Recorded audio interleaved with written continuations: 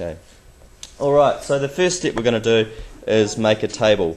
So I'm going to make a table where I've got y values and x values. So I'll go, so for question A, I'll go x and y. And what's a point where I could start? Any ideas? What's a value that I could use to start off with, Flynn? We use y as a value because 2x plus 5 equals y. 2 on the x side. Okay, so you're saying 2. Alright, well, so I could start with 2. So let's just see what I get when I put that in. So 2 times 2 is 4. Yeah. Yep. And then plus 5 is 9. Okay, so for that one I'll get 9. Alright, what's another value I could do? 1. Okay, so when I've got x equals 1, what's y going to be? What's 2 times 1 plus 5? 7. Okay. Let's do 0. What's 0 plus 5? 5. Okay, let's do negative 1. What's negative 1 times 2? Negative 2. What's negative 2 plus 5? Okay, 3. Let's put negative 2 in. What am I going to get? 1. Let's put negative 3 in. What am I going to get? Negative 1. Okay, I'll do positive 3 as well. What will I get if I put positive 3 in? 11. Okay, so we've been doing patterns this whole time. So looking at that table, what pattern do you notice? Hands up. Emma? Yep, so our y values are going up in 2s, while our x values go up in 1. Okay? Alright, so if I'm going to graph this, what else am I going to have to do? What do graphs go on?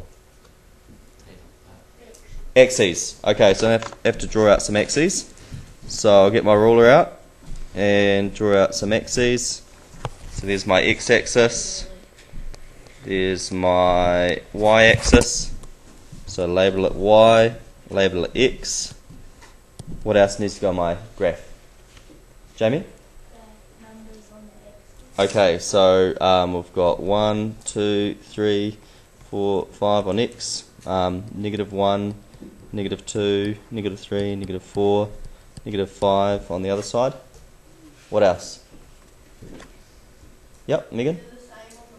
Okay, 1, 2, 3, 4, 5, negative 1, negative 2, negative 3, negative 4, negative 5. Okay, so there's my graph. Now I want to put my line on my axes. Where could I start? What's the point that I could start with? Negative 3 and? Negative 1. Okay, so negative 3 on the x-axis and negative 1 on the y. How do we know which one goes first? Yep. So if I was doing coordinates here, so coordinates, then the coordinates for that would be negative 3, negative 1. The x coordinate first and then the y coordinate. So the next one's going to be negative 2, positive 1. So that's going to be here. Okay? What's the next one going to be? Negative 1 and 3. Yep. Negative 1 and 3. And do I need to keep on going back to the graph? What could I do? Just follow that same pattern.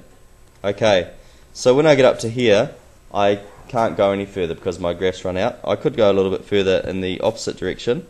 So I'll come down here a little bit. Okay, alright, once I've got all those sets of points, what else could I do? Link them with a line. So I'll get my ruler out and link those up with a line. There we go. Alright, one thing I'd like you to notice is that I've gone past each of my last points. Why have I done that? Why have I gone past the last points? Megan? Yep, so that just shows that it goes on forever in either direction. Okay, and I'll put little arrows on that to show that. Alright, so that's how we can plot with using a table. and then putting it onto a graph, what I'd like you to have a go at doing is question B. B. Yep, question B. Go.